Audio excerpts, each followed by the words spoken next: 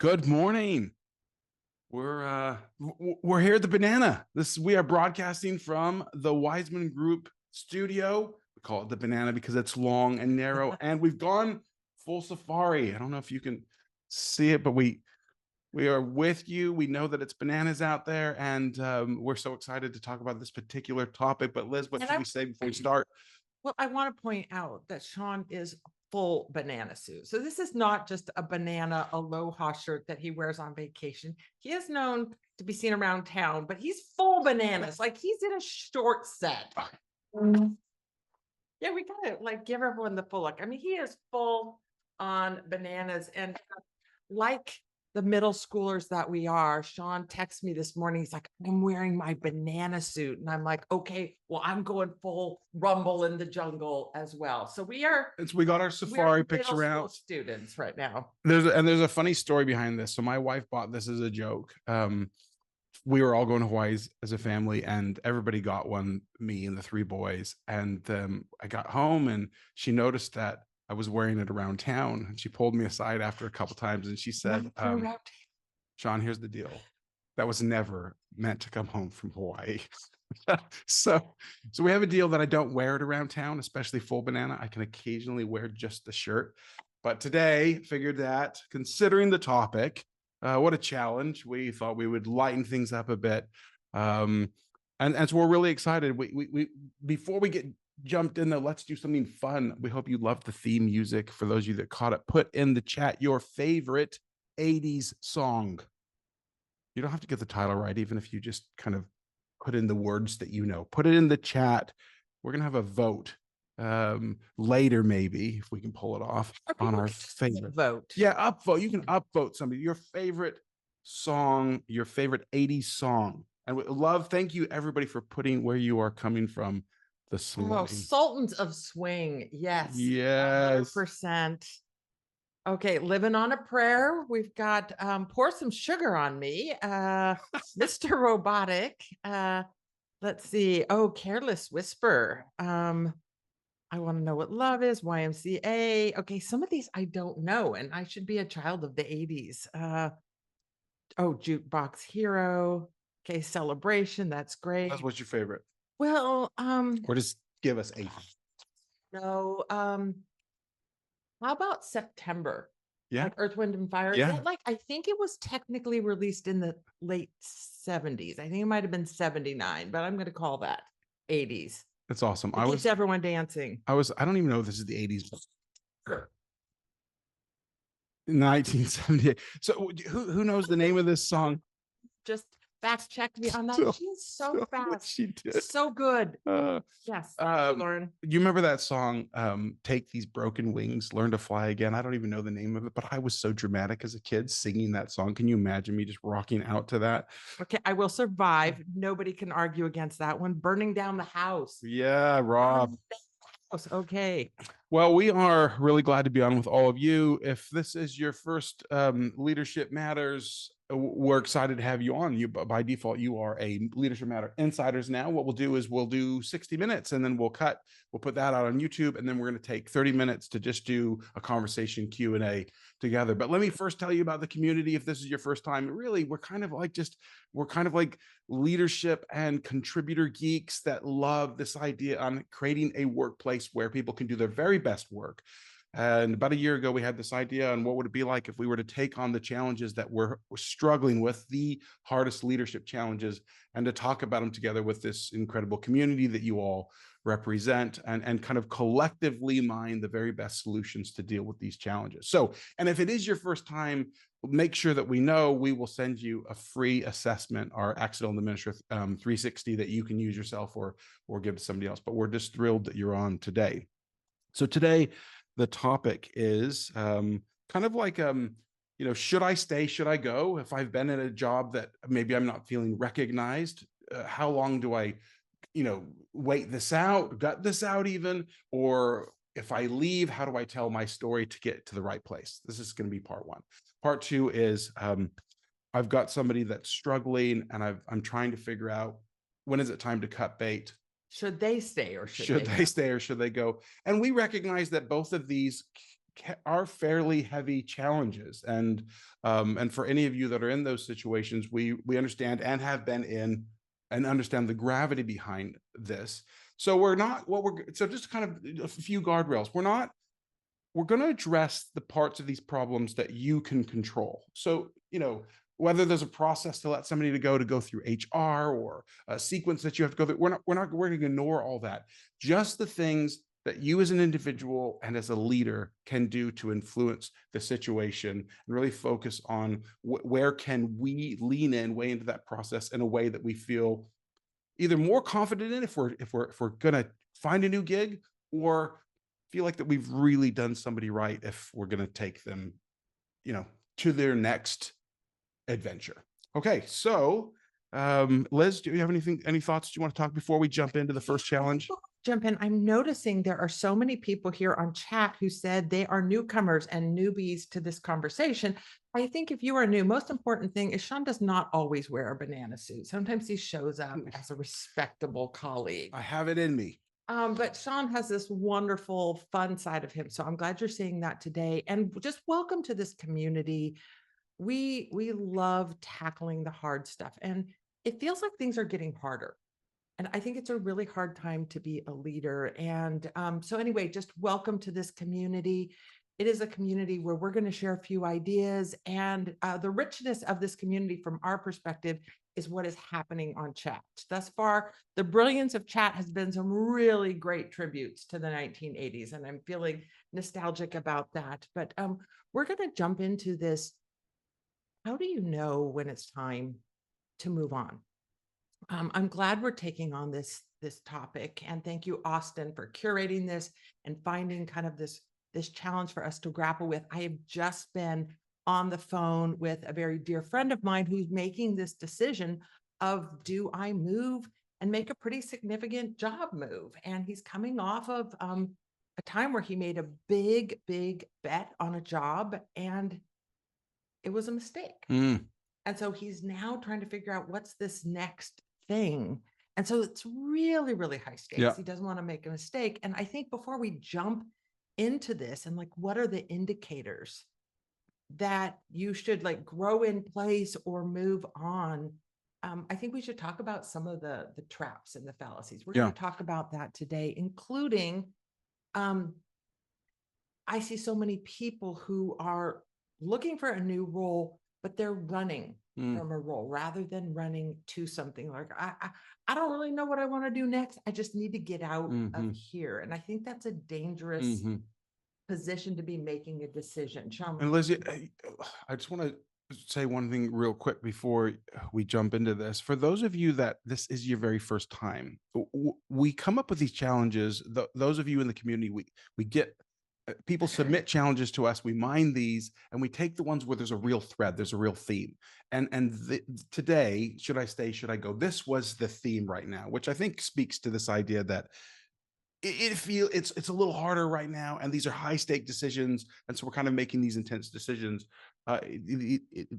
So let me do this. Let me just take and read this first challenge. And then Liz, I'll kick it back to you as we jump into this. So here it is. The first challenge came from Sabrina. Sabrina, if you're on today, thank you so much for submitting this. Here it is. I'm looking for recommendations and ideas on how to market myself as an impact player. Not an easy thing to do. I've been in organizations that really don't want or appreciate impact players. I've only got so much energy to try to change the culture before I would rather move on to somewhere I can make a difference using my skills. How do I find those places? And how do I talk about my skill set when it doesn't fit a topic or an experience area? Thank you, Sabrina. Okay, thank you for that. Well, okay, traps we don't want to fall in. One, running from a toxic situation. We find that a lot of times people are running, they join companies and leave bosses. And often people leave diminishing bosses.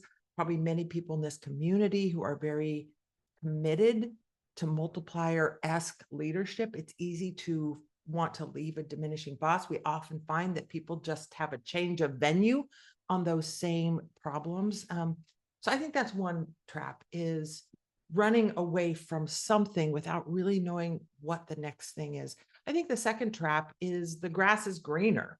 And I think about talking to my very, very dear friend about this decision. And I'm like, well, like this new organization may be no different. You might find the exact same problems there or worse problems there. And so I think we have to be really careful about this, like sort of brown grass, green grass traps. And I realize we are in the right colors for this metaphor right now.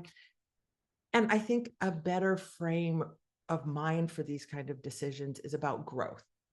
Like, should I grow in place, or is there a better place for me to be growing my skill set, uh, growing my contribution, growing my income, my wealth, like whatever it is. And so we want to frame this conversation in kind of the relationship between challenge and job satisfaction and growth. We are going to go straight to Lauren Hancock, who not only like fact checked Earth, Wind, and Fire in a split hot second, but she also Beatles 1968 on Your Song there, and she had that in like 2.5 seconds. So Lauren, to you, what do we need to know about the relationship between job satisfaction and challenge and growth?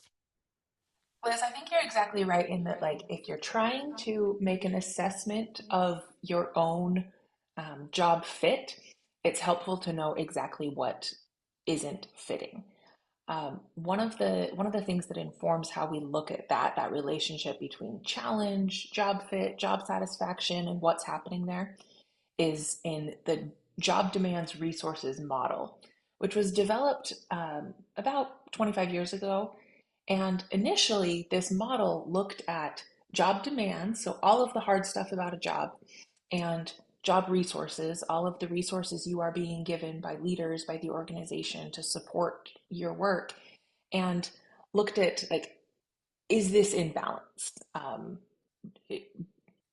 If demand is too high, resources are too low, then this is likely to be a poor job fit. But as researchers started to apply this model, they found that not all findings were consistent with it. They found that it was true and it held, like, until it didn't. And what really made it click into place, what made it work for researchers, is once they started distinguishing between what they call hindrance demands and challenge demands. They found that hindrance demands, things like maybe unclear roles or a monster for a boss or home life that creeps in and makes it difficult to do your job, that those type of demands are negatively correlated with job satisfaction and overall job fit. But challenge demands, things like maybe a little bit of time pressure, the sense that what you're doing is really important, like knowing that this is big, good work to do, this is actually strongly correlated with job satisfaction and with job engagement. So we still need to have the right level of resources that can balance out the challenge. It still is draining to have way too much challenge and not nearly enough resources. But overall, like, for the most part, most of us want to be challenged in our jobs. We are happier in jobs that are challenging. Lauren, thank you. For those who are new to Leadership Matters, this is Lauren Hancock. She is our head of research. She is our resident nerd, and she likes to out nerd me. And so there's kind of a little fun battle that goes on there. And she's always giving us evidence and data to inform our conversations and clearly to inform our writing and our work and our teaching. When I did the research for the book Rookie Smarts, I think I surveyed about 1,000 people, and we asked them, like, what was the level of challenge in your work and what was the level of satisfaction? Those were two among a number of questions. And what we found was this near perfect linear correlation between the two as challenge level goes up. And I think, to Lauren's point, as those positive elements of challenge, so does our job satisfaction. And so I think this is, and of course, the inverse is true. As challenge level goes down, our satisfaction goes down. I think we begin to resent our work a little bit. And so I think it's one of the most important frames for thinking about what is the next role. Like, do I have harmony today between challenge? Like the positive and negative challenges. Is it time to move on? Am I ready for more challenge? Can I get that kind of meaningful challenge here? Mhm. Because that's often one of the biggest drivers of our satisfaction. Is not just who we work with, it's the nature of and it's how big Mhm. that gap is. I am notoriously terrible at quitting things. So, I haven't had a whole string of jobs. I was at Oracle 17 years. I'm not good at quitting. But when I quit Oracle, I left a perfectly great job with great people, all sorts of great sort of perks to that job. But it was because I was finally on the top of a learning curve, and I was like strangely good at what I did and comfortable. And it really sucked. Mhm. And it was time to move on and find the next challenge. So I know for me, that's one of the big indicators. And I would encourage anyone thinking about, like, how do I get that level of challenge that's just out of reach, but just sort of Yeah. within reach? It's almost like a healthy growth when you think about, is this challenge, do I have healthy growth that's leading towards an aim that I have that's important to me? And I think that can be tricky, especially for newer folks in the workforce, because if you're really struggling to deal with the challenge, and if things are new, you could buy into this idea like that I need to be comfortable. And actually, everything that I look back in my career and I hold dear is that I worked through some really tough challenges, but they were healthy challenges. I'm not talking about these toxic scenarios where it was doing damage to me in any way. And so I like that comment that you made earlier, that if you frame this in terms of, is this first, there needs to be enough challenge for this to be invigorating. But also, is this a healthy growth opportunity for me? If you let go a healthy growth opportunity, I think that we can be in remiss post that. Yeah, and certainly part of growth is utilization, and it is the root of our work. Is like, how deeply are we utilized in our work? And I don't think we can grow when we're not deeply utilized. And Mhm. so it is a legitimate reason to leave, which is like, I'm working for an organization or a boss that isn't utilizing what I've already got. It's hard to be growing and building new capability and skills when your current skills aren't even being utilized. Okay, I think we want to go to a chat. And again, for you who are new, so much of the richness of this session will come from the conversation here. The question on chat is, what are the signs that it's time to move on? Like, what are the indicators? Maybe not the criteria for staying. Let's frame it in the criteria for going to grow, let's call it. Let's build it kind of on that side of the equation rather than the criteria to stay. So Liz, how about you? What would be your criterias to go? Well, I made two decisions to leave Oracle. One was where I was in a toxic situation and I was working for someone who was not creating a healthy work environment. And I decided to leave. And I made the decision to go, and I didn't have to because the company solved the problem. Mm-hmm. And I was able to stay. But that was like a deal breaker, which is, I can't work for someone who isn't respecting the people around them. And then my final decision was, if I'm not growing and I'm not growing fast enough. One of the things I want to, as our chat is building and that criteria is coming together, I want to share just a little bit of what we found in the research for Rookie Smarts. And summing that up is, we found that we're, actually not in this sort of newbie space when we're new to something. Actually, we're often at our very best when we know the least, when we're new to an organization, when we're new to a role. And one of the notable exceptions of that, other than the obvious like mastery skills of like surgery and jumping out of airplanes and such, is it doesn't tend to hold true when we're new to a management role. We tend to be disastrous for a few months as we figure that role out. Or years for me. Is it years? Yeah, 6 months is what we found in this research. Is like, you can be sure that a brand new boss is going to be fumbling and and finding their way for a while. But other than that, and so much of the knowledge work, there is this rookie advantage. And so when we move to something, one of the reasons that keeps us held back is we're like, oh man, I've got so much invested in this job and this company and this domain knowledge.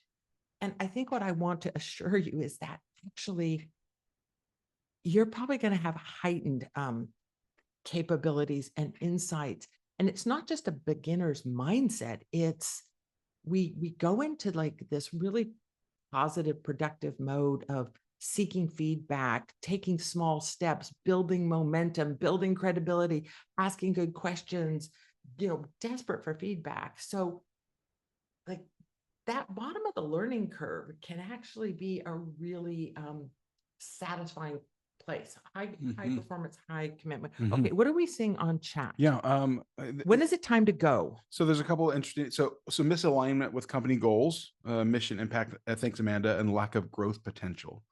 One of the things that a couple, when I look at kind of a synthesis of these, I remember a time when I wanted to move on, and I, after running a software company for years and had really had incredible experiences, loads of growth, there came a point where I realized that my direction had changed.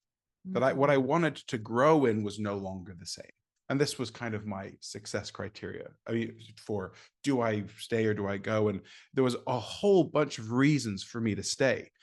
But ultimately, it was an additional criteria that we can put on here is that has my direction, my aim, the target that I'm aiming at, is it fundamentally changed? And sometimes the growth that's available isn't the growth that you need. Right, absolutely. And that, this idea of like changing your major in college, I don't know the stats on this. Man, it would be funny if Lauren could find this fast, but like how often people are changing their majors as they're in this formative phase, figuring themselves out. Like that dynamic continues in the workplace as we do something for a few years and we realize this is actually not what I want to be doing. So there's that as well. There's some really good insights here. I really appreciate Cheryl's comment when you're indifferent, ambivalent about your daily work too, where you don't care about your work product. Yeah. I've experienced that where I felt like I was phoning it in. I felt like a phony doing that. And I'm like, I need to go work on something where I deeply care about this. Yeah. Which leads to, which I said right here below, this feeling of just being unfulfilled. And that when I'm really unfulfilled in my job, I will burn out eventually because that's where you get kind of like part of the regeneration process for me is the sense of fulfillment that I'm doing something that's useful for the team and useful for my future. And absolutely. And that fulfillment, it's not just this like yummy feel good thing that makes us happy in life. That becomes the fuel for taking on the challenges. Like this relationship between positive challenge and satisfaction only holds true when we're getting the rewards of doing the hard thing, where it's like, okay, I learned from that. I, was recognized for this. It had an impact. It meant something to people. And it's that impact that creates fulfillment that then gives you the fuel to take on the next challenge. So it's very much part of this cycle of success. Lauren, is there anything that that stands out to you in some of those comments or a theme that you see across that? I think I'm seeing a lot about growth, a lot about thinking ahead, and seeing like, is this a road that will take me to places I actually want to be? Well, thanks, Lauren. Did you see this? Lauren said 80% of college students change their major at least once. Yeah. That's a really high number. And we should allow ourselves the space to change majors. And there's an additional statistic to follow this, which is how many people don't use their majors at all, or for a very short time in their career, which I think the number is quite high. So before we leave the subject of like, should I stay or should I go? I want to share just an observation. It is not evidence backed in any way. This is just based on my like life experience. Is I often, hear friends, colleagues talk about wanting to like reinvent themselves and like, I don't want to do this. It's not fulfilling. I'm going to go do something I'm passionate about. And they plan this big change. And I'm not sure that's the way the job market works. What I have found, it's kind of a one pivot concept, is that hiring managers are willing to take a risk, to put a bet on someone, take a chance on someone when it's one pivot. Mhm. So that might be, I want to kind of keep doing this work, but I want to do it in a different industry. I want to go from nonprofit to profit, or I'm tired of like digital marketing. I want to go, so like we could change our function, our industry, our level, but these big aspirations of I'm going to reinvent myself, we often find there's no one who wants to take a chance on us.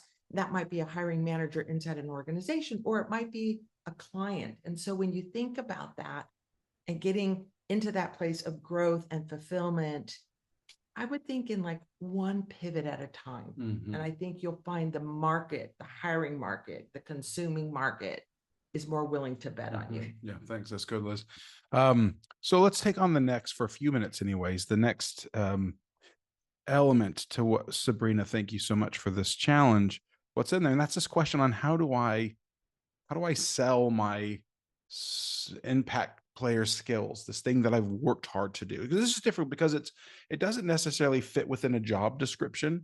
How do you tell somebody that how do you share in a resume or in an interview that you are good at doing the job that's needed? And so there's a little bit of a trick to this, but I wanted to shout out that I think this is important because a lot of times people will shy away from trying to share this kind of these intangibles about them from a job perspective. But as someone who's hired loads of people in the past, it's the thing that I'm looking for, because as I'm interviewing, I once read an article from somebody that wrote this concept because it was the article was called hire slow, fire fast. And I thought about that a lot. Like, how do you actually hire slow and then fire people fast? And I found it to be the exact opposite. I don't know if somebody's going to work out for 3 months to a year. It's such a process of giving them time to get adjusted and to figure out what their superpowers are, and also to even just to figure out how much experience they have versus how much skill they have versus what level of difficulty are they taking on. I find this to be very complicated. So one of the things that I'm looking for when I'm hiring somebody is I'm looking for these intangibles. I'm wanting to know, when have you solved gnarly problems? I mean, and this is the essence of what we found in the impact player research, is you're looking for those people who really can step up and solve those gnarly problems, especially when it's not necessarily their job or it's not clear. And so the question is how do you sell your impact player skills during the hiring process? We'd love for you to put some of your own thinking in chat while we start talking about this. We'll talk about this in terms of do's and don'ts, but Liz, what are you thinking? Well, I think fundamentally, it's reminding ourselves that process skills are more valuable than content skills when things are changing fast. There's another piece of research. Yeah, break that down for me though. Again, I want to hear that again. Do it again. For Rookie Smarts, is like at the rate that like knowledge and information is increasing, and you add to that the rate at which information becomes obsolete. And I did this research, it was like a good 8 years ago, that 15%, 15, not 50, 15% of what we know today is likely to be relevant in 5 years. Okay, so that's very much accelerating. So I would say that number's even lower. It might be in the single digits by now. What you know has got a short shelf life. What you know has a short shelf life, but how you work, that's more permanent. And that is transferable. It is a portable skill, as we say in the software world, which you and I both came out of. And it's absolutely what managers are looking for. Our reaction, the market reaction to impact players, I can sum up very quickly. Managers love this because they say, this is what I am looking for, like these intangibles, like how expansive of you do you take on your job? How much initiative do you take? And so, like, I think part of how you sell it is, that is where the value is. So don't shy away from this, because that transfers to a new organization. You've got to figure out a few of the players in the organization. Yeah. But it's transferable. Yeah, well said. Is there anything in chat here The question is, I like Brian's comment. Try to take charge of the interview process, which allows you to proactively turn it to process away from content or any domain knowledge you might lack. But it also is emblematic of impact player skills. So you're demonstrating that very thing of when managers ask me, what should I look for if I'm trying to hire impact players? One of them is look for people who take charge of the interview process. Right. Like, hey, let me tell you what I came here to tell you about. Yeah. So just to kind of restate that, I mean, one apparent thing to me now that I wasn't thinking before we had this conversation is to make sure that we're framing our story around what we can do in process, not necessarily just the skills that we've acquired or that we've learned. And of course, I appreciate Nate's comment. I can't help but appreciate it, but I think it actually is really right. I think framing your accomplishments within the impact players and multiplier skills is helpful. I remember the day I first saw someone out on LinkedIn, kind of in their headline about like who I am as a professional, say, I'm a multiplier. I aspire to be this kind of leader. And, since then I've seen many people do that. And I've heard so many people say, oh, I got the job because when they ask me, like, what's your approach to leadership? Like, I can tell you this, it's multipliers, and they use it and they're like, and I scored the job. And I think we can do that and say, oh, I really try to be an impact player. And this is what that looks like. And it's a way to use that vocabulary in a way that people might already know about. And if they don't, it's like, oh yeah, I want people who do that. Well, and there's a shorthand. And there's another reason why it's a safe bet, because of the nature of the research itself. In both projects, the multipliers and impact players, the way that the research done is to figure out the answer by looking through the eyes of the affected. So in multipliers, we're interviewing people that work for either a multiplier or diminisher to figure out what did that leader do. In impact players, we're looking through the eyes of managers who were these extraordinary contributors. And so what it means is you're actually, to some degree, because we've synthesized these stories and this data through the eyes of who are affected by managers or contributors, you are already playing to the things that they know. And that's, I think, one of the most valuable aspects of the multiplier and the impact player framework to your advantage. Is this doesn't represent just your thinking and those people that helped you contribute to the books. It represents the heart of this, really represents people's experience on great management and great contribution. Yeah. So use that framework if it's helpful. Sell the value of the intangibles, your process skills, rather than the content skills. So I've got just a few do's and don'ts. Frame your achievements. Don't frame your achievements solely in terms of completing assignments and tasks, which we just talked about. And you can portray yourself as someone who is quick to you don't want to portray yourself as someone who's quick to pass up problems to somebody else, of course. But I've actually had a resume come to me where somebody said that, if something's really tough, I just give it back to my management. I had to give this young fella I think he was coaching because I think what he's trying to say was I don't take on things that I shouldn't take on, but it was kind of like the wrong framing.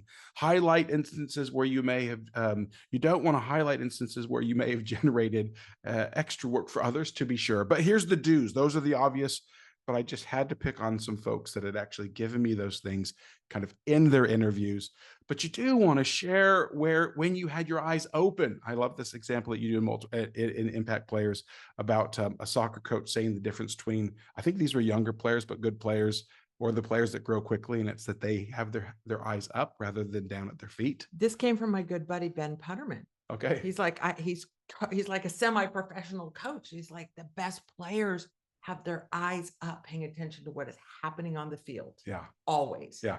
And the impact players do as well. And that's it's like figuring out how to make the cash register ring. It's learning what are the things that make this team win. And I think that if there's one thing for me as a hirer, the person that I'm asking myself, is this individual going to be the person that's going to help? Are we going to win with this person? Are they going to help the team win? That's the number one thing that I'm trying to figure out. You've got to grin. Well, I can't even take you seriously, and it's not the banana suit. It's Chantal's comment about big eyes, small mouth. And I'm kidding. That's Chantal. That's cracking Austin up back here. He's trying very hard to run this. But I'm imagining like big eyes, big ears. Yeah, and a small mouth. But anyway, that is funny. Oh, and I love Wesley's comment about Ben Putterman is amazing. Shout out to Ben Putterman, one of my great colleagues. Okay. So I'm just going to give one more, and then we're going to jump over to the next side of this.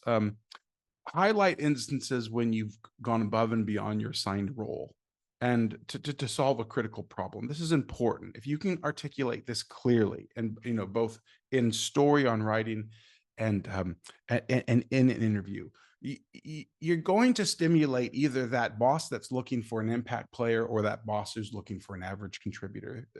The one who's looking for an impact player will hear this, will see this, that you recognize that you kind of stepped up into the messy problem just to solve that. And I don't think any of us should be afraid to tell those stories. Okay, Shawn, before we leave this, Sabrina, who submitted this, has made this comment, which is like, everything I've accomplished has been on a team. And sometimes I'm the leader, sometimes I'm not. I'm struggling with taking credit when the wins are absolutely team wins. And I think this is a really important thing to bring out. In that case, I think you can acknowledge, this was very much a team when I played a role in it. Let me describe the role that I played. Mm-hmm. Now, if somewhere else were in the seat, I would be talking about the role that they played. So I think it's a way of acknowledging that you're part of an effort, but square your shoulders and take responsibility for the role that you played as part of that, whether it's the catalyst, the leader, the contributor. And I think that is a posture that might be able to help with that. Yeah. Okay. Thanks for that. Okay. Let's start to shift over. Yeah. Let's transition to challenge number 2. So here's challenge number 2.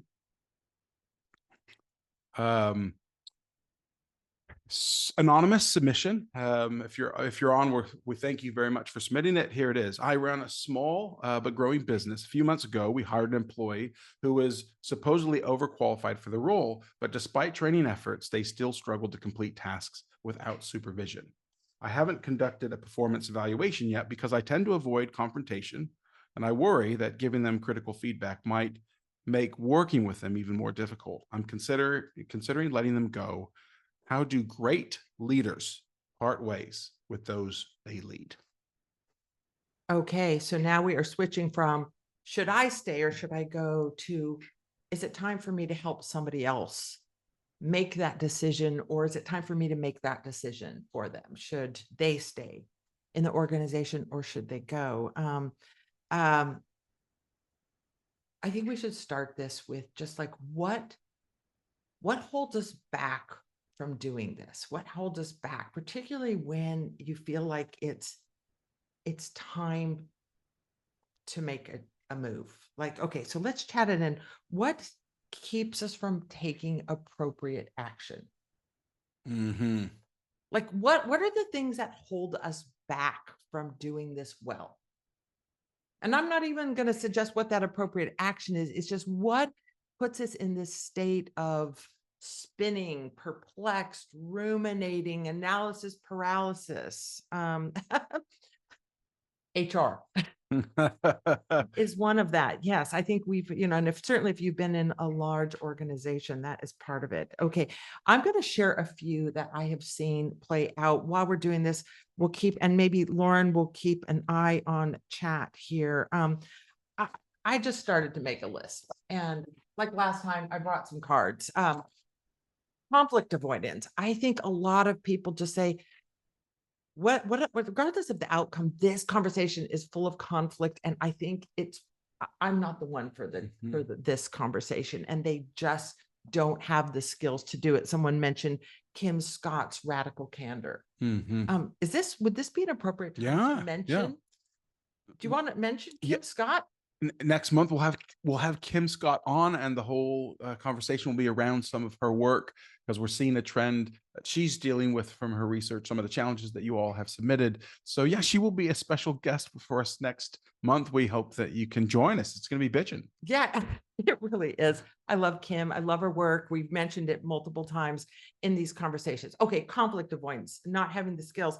I think another trap we fall into, I called it better later, and I put in here autogenius, which is just a word that came up in my vocabulary feed, about like self-generating. And I think it's easy to say, it's a problem. Clearly, they know it's a problem. At some level, they know, and this thing will fix itself. It's the same reason we often don't go see doctors. We're like, it'll work itself out.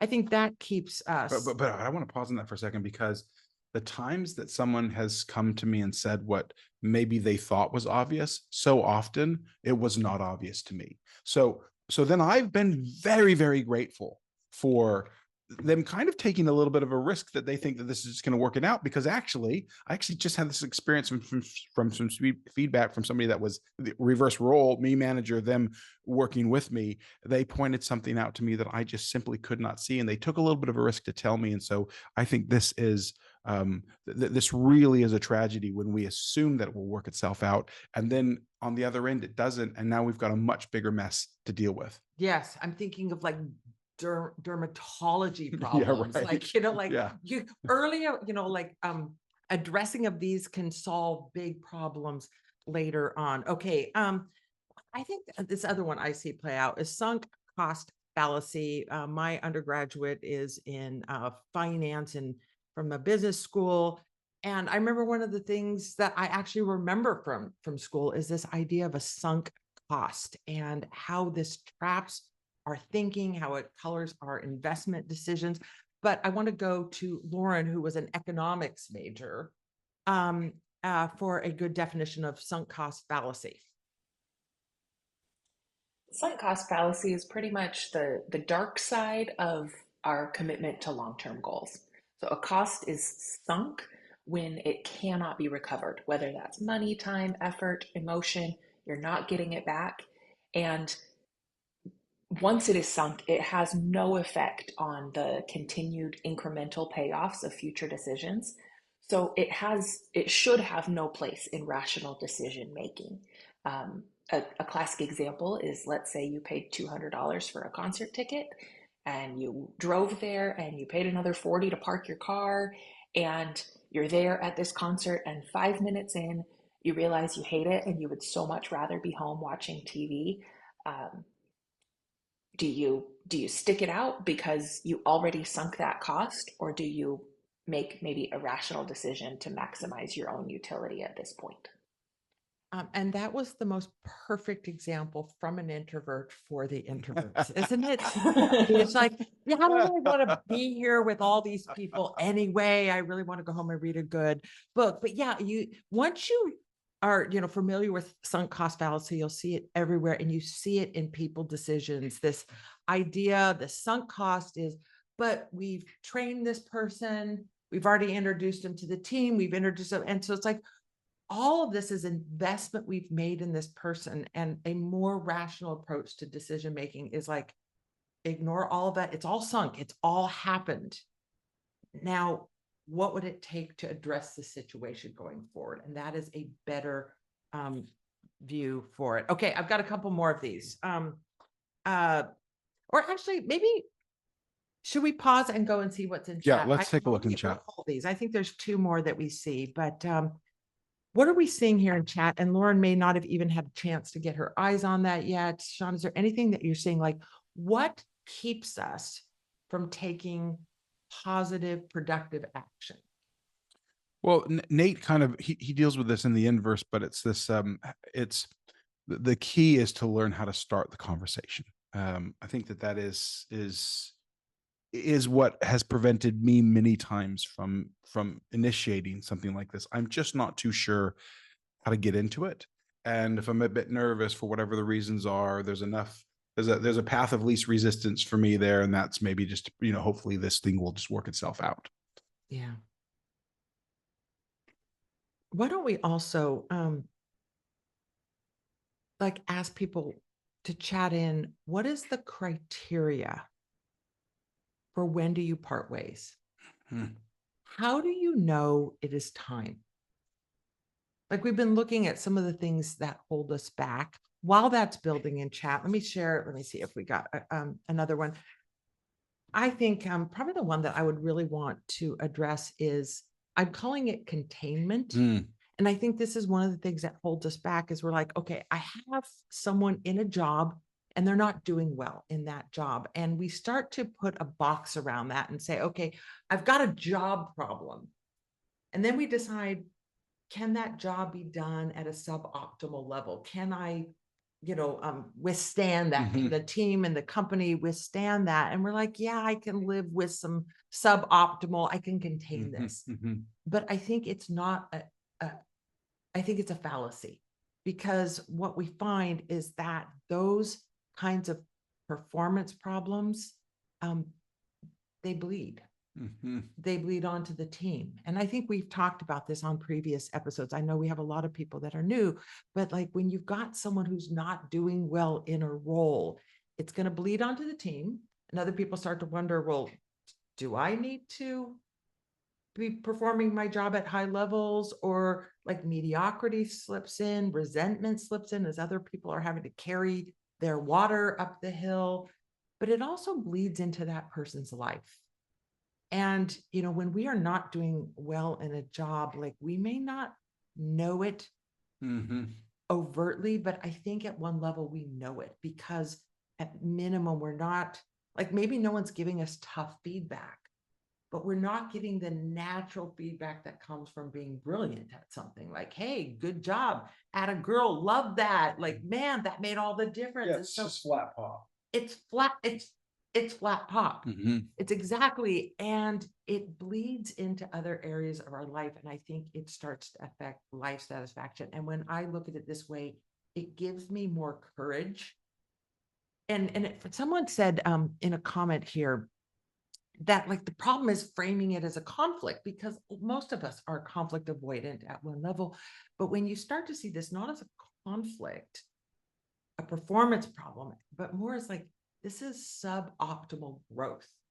Like this person isn't growing in this role. Like our company can't grow in this role. Like we've got to figure out how to like replant this, this job or this person into a place where they can grow, where they can get satisfaction, where there is a cycle of success that is feeding them and helping them be more successful. Well, and I think it really changes the way we address these situations. In a funny way, it's kind of like trying not to make a decision, but you absolutely are making the decision.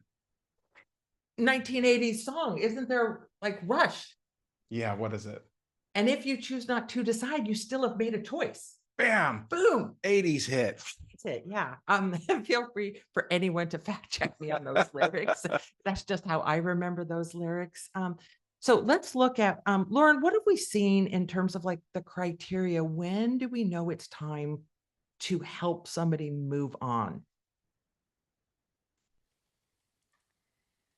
One thing we've seen a few times here is that when it is taking like a severe physical or mental toll on someone, it may be clear that this is no longer a fit and that the fix needs to come soon.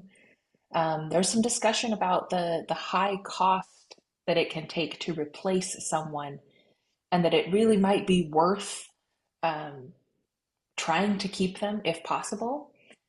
Probably important to remember too that we can also spend a lot of resources trying to keep someone even after we know that this isn't going to end well.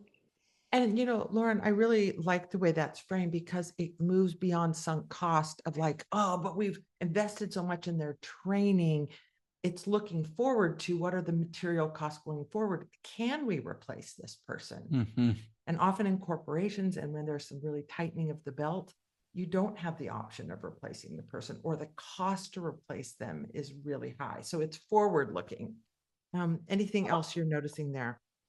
I'm also going to pull a little bit from some of our community's answers to the previous question about why we might wait, because I think that some of those really inform what we need to be doing at the same time here and how we might know it's time. A few people mentioned kind of we might not be willing to let someone go if we don't really understand the root cause of why it's not working for them, or if we have lack of clarity, or we haven't given them clarity on it.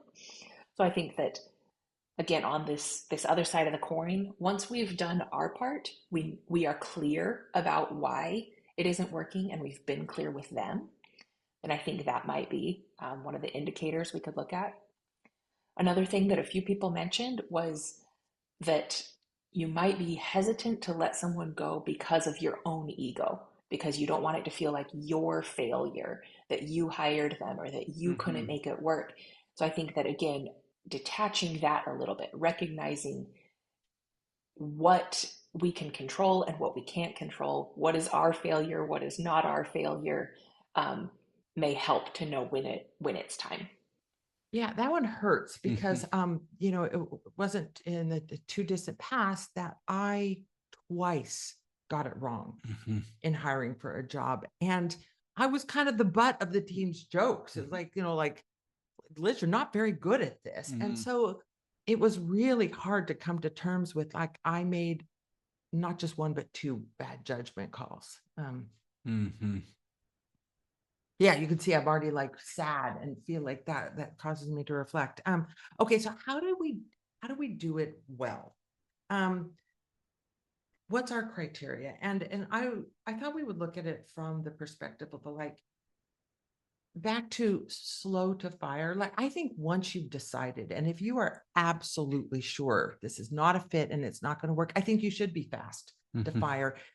But you can do it in a way that helps somebody move on in a really productive way. We're going to get to that in just a second, but I don't think we should do it unless we've done a few things particularly well. Like, number one, and we've talked about this in a lot of previous episodes, like, this is our little checklist: clear feedback. And it's not just over the course of work, kind of clear, radical candor, but that kind of feedback that is a little bit more existential of, you know what, it's not working.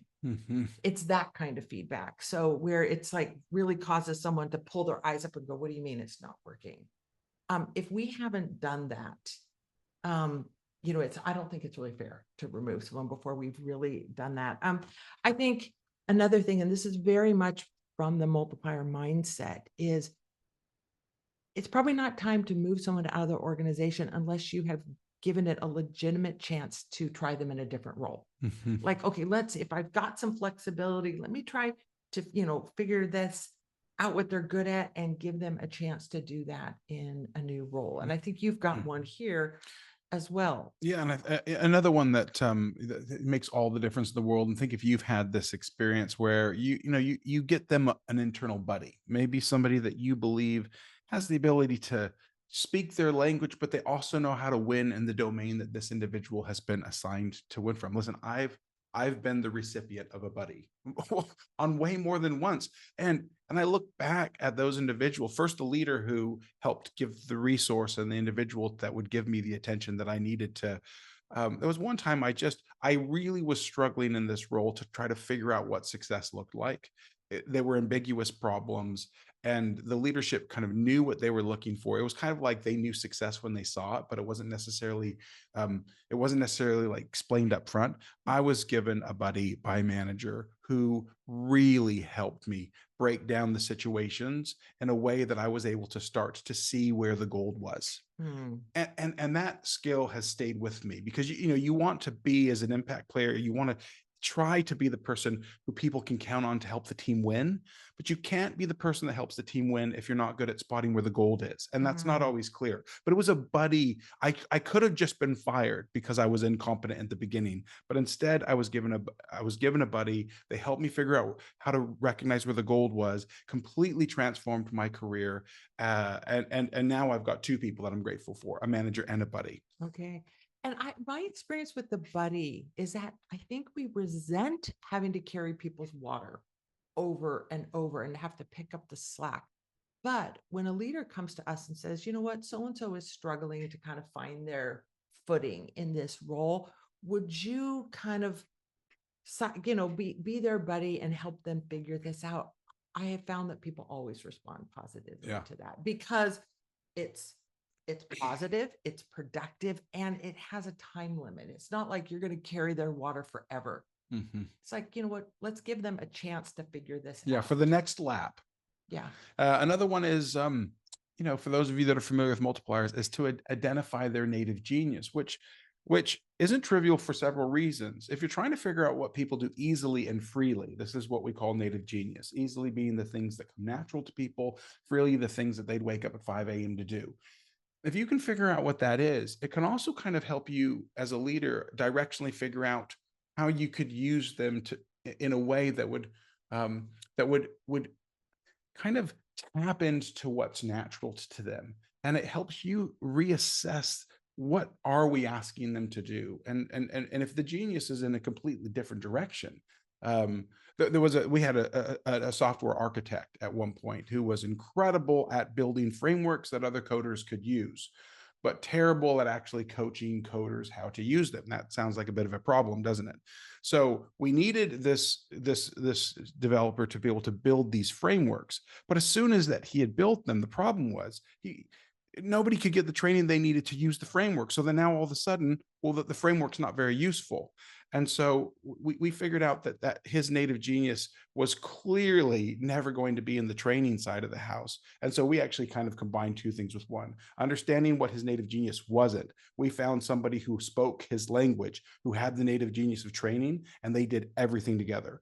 This one developer built the frameworks, and then right behind him, this other developer came and trained everybody on how to use those tools. But it was kind of like harnessing of native genius in two areas that actually made this whole project be extremely successful. Well, and it's got like helping reframe the role, identifying someone's native genius, putting like a pairing system together. But like, these are all things that we can do before we decide this person can't be successful in this role. Now, with our time that we've got left, we've got about 6 minutes left. I think we want to focus on, how do you do this well? And maybe the simple way to use our time is like, what is the multiplier mindset in helping someone move on? And I think we've been building to this in our conversation. The mindset is like, everyone has a brilliance, and it's the job of the leader to find that and use that. That doesn't mean that it's sitting inside your organization. It might be the place for their skills, their genius, or just where they are in their life somewhere else. And as an act of compassion, I might even go so far as to say an act of love and an act of service, I'm going to help them find a place where they can be successful, where they can get the reward, the satisfaction, the fulfillment of being good at something, because it's not here. And maybe with our time that we've got left, I would love to ask Lauren to share a story. She's had a dear mentor who just recently passed, and there was something shared at his memorial that I think really is emblematic of this. Lauren, to you. My first job was at a city newspaper in the town where I grew up in Las Vegas, Nevada. And my boss was the managing editor of the newspaper. His name was Charlie. And I recently attended his funeral, and at the end of the funeral, a few people were sharing memories and sharing stories about Charlie. And there was a man who had also worked at the newspaper who I didn't know. He had worked there in maybe the late 80s and 90s. And he got up and he talked about how Charlie had been a really important boss for him, had been a great boss, as kind of we all knew. But he specifically said that there were 2 conversations that he had with Charlie that changed his life for the better. Like 2 times that Charlie gave him this gift. He said he came to work at this paper. He had been living in another city, a larger market. He had been hoping, coming out of journalism school, to get a job in that larger market, but it hadn't worked out. He had gotten this offer in Las Vegas, and he wasn't super happy about relocating, but he reluctantly accepted this job and moved there. He said the first conversation he had with Charlie, where he did something really important for him, was when Charlie promoted him to be the city editor. He had been working as a copy editor, a more behind the scenes role, but Charlie put him in this more public facing role, a role that forced him to like get out and connect with the community and actually go talk to people and interview people who played roles in the city there. And he talked about how that was the beginning of Las Vegas becoming his home, that it led to um, so many beautiful things in his life and this family and friendships that he has there. And then he fast forwarded a bit in his career, and he said the second time that Charlie sat him down in that office and gave him this gift was when he fired him. And he talked about how Charlie was clear and kind when he told him that this wasn't working anymore, that this wasn't a fit anymore, and that it was time for him to move on. And this gentleman talked about how at the time he was angry mostly at himself because he knew that he had kind of gotten comfortable in that position and wasn't showing up to work in the same way he once had. He left and he didn't stay in touch with Charlie. He said it was probably a few months to a year later when he first had the thought, like, I should get in touch with Charlie and I should thank him for doing that. Thank him for knowing before I even knew that it really was time for me to move on. But he didn't, and it got to that point of time where like it would now be awkward if I reach out about this thing that happened many years ago. And he said, I just really wish I would have had a chance to tell him. They hadn't stayed in touch, but he had then read in the newspaper about Charlie's passing and came to the funeral and shared that, and it was just a really lovely and powerful moment for me to see as I look back on this important boss in my life as well. Lauren, Lovely. thanks for that. Just, I think maybe in the minute we have left, Shawn, one of the things I want us to end on two specific things you can do. One is conceptual, one is very tactical. I think the conceptual is everyone who's in your organization who leaves either on their own or that you have to move out, you can see them and treat them like alumni. The way a university would respect their alumni. And I think if you think of them as they're all alumni, you're going to help them transition out in a positive way. And Shawn, I'd love for you to share. I think something you do extremely well is you make sure that people leave on wins, that they kind of have some wins in their pocket. Yeah, I had this modeled for me by a manager who every single time that they let somebody go, they would talk frankly and openly with that individual that they'd made the decision that it was time to move on, but they wanted to, they gave the individual an opportunity. They said, we would like to create an off-ramp for you that you get the wins that you need here for your story to get your next gig. And would literally talk with them. What is the next gig? Where are your strengths? What have you done here well that we can celebrate? And then would figure out, then what's the piece of work that you can do here if you'd like to get this win, so we can really celebrate this, talk this up for you, that's genuine, and that it will be a springboard into your next gig. And it's, there's some pain in all of that, but there is something so humane and so beautiful in sending somebody out with a win that will help forward their career in a way they can get that next gig. I really think it's an amazing way to do it. And it only happens when we first become clear that their next gig and they're not going to be able to grow to their potential where they are. And when we decide that and figure out how do I send them with respect, with kindness, but also strong, not weak. How do you send people off strong? And I think you've done that really well, and you've seen that done really well. Well, this has been a thrill for us to be with all of you today. For those of you that would like, we'll take just a few minute break and then come back on to just have an open question and answer session on anything that we didn't deal with that you'd like to re-raise in the chat for us to discuss. And for those of you that are watching, if you're interested, we will share a way for you to be able to see the question and answer, and really do appreciate your attendance, and would also just like to say we benefit so much from this community. We are constantly learning and mining your brilliance in a way that we can bring to organizations all around the world. So thank you for attending. Have a wonderful day. And for those of you that are staying on, we'll be back in just a few minutes.